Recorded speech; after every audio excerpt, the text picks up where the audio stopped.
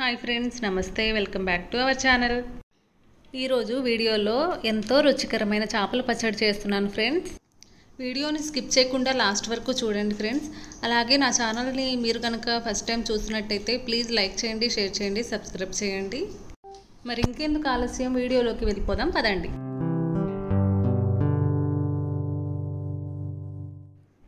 ముందుగా 1 కేజీ చేపలని ఇలా చిన్న ముక్కలుగా కట్ చేసి నీట్గా వాష్ చేసుకున్న తర్వాత లైట్గా ఉప్పు కలుపుకొని ఫ్యాన్ కింద ఆరబెట్టుకోవాలండి, తడి లేకుండా.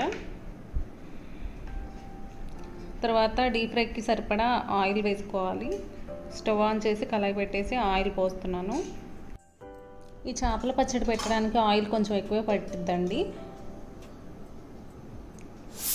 అలా ఒక్కొక్క ముక్క వేసుకొని ఎర్రగా ఫ్రై చేసుకోవాలి, గోల్డెన్ బ్రౌన్ కలర్ వచ్చేంత వరకు. చేప ముక్కలు అలా కొద్దిగా ఫ్రై చేసుకుంటే బాగా వేగుతాయండి. చూసారా, అలా గోల్డెన్ బ్రౌన్ కలర్ వచ్చే వరకు ఫ్రై చేసుకోవాలి, వడియాల మాదిరిగా. నేను రెండో ఆయి కూడా వేసుకున్నాను ఇక్కడ. ఇలా బ్రౌన్ కలర్ వచ్చేంత వరకు వేగిన తర్వాత అదే నూనెలో కొద్దిగా జీలకర్ర, 2 లేదా 3 ఎండుమిర్చి ఇలా తుంపుకొని వేసుకోవాలి. తర్వాత కొద్దిగా కరివేపాకు, అల్లం వెల్లుల్లి పేస్ట్ ఒక 2 స్పూన్లు వేసుకొని ఫ్రై చేసుకోవాలండి. పచ్చివాసన పోయేంత వరకు ఫ్రై చేసుకోవాలి అల్లం వెల్లుల్లి పేస్ట్ని. అలాగే 2 టేబుల్ స్పూన్ల ధనియాల పొడి, 1.5 స్పూన్ల ఫిష్ మసాలా పౌడర్ వేసి ఫ్రై చేసుకోవాలి. పచ్చివాసన పోయేంత వరకు ఫ్రై చేసుకుంటూనే ఉండాలి.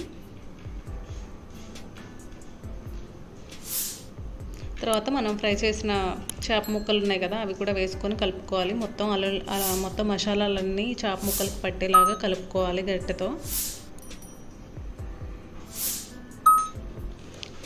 ఇప్పుడు కారం కూడా తగినంత కారం వేసుకోవాలి. నేను ఇక్కడ 2.5 స్పూన్ల వరకు వేసుకున్నాను. తర్వాత ఒక 2 స్పూన్ల ఉప్పు, పెద్ద సైజు లెమన్ ఒకటి పిండుకున్నానండి. మీరు కనుక పులుపు ఎక్కువగా ఇష్టపడితే 2 లెమన్స్ కూడా పిండుకోవచ్చు. ఇప్పుడు ఈ నిమ్మరసం, ఉప్పు, కారం, మసాలాలన్నీ ముక్కలకు పట్టేలాగా బాగా కలుపుకోవాలండి గంటెతో. కొంచెం ఆయిల్ కూడా వేసుకోవచ్చు కావాలంటే. ఇంతే ఫ్రెండ్స్, ఎంతో రుచికరమైన చేపల పచ్చడి రెడీ అయిపోయింది. ఇది ఒక 1 ఇయర్ వరకు స్టోర్ చేసుకోవచ్చండి.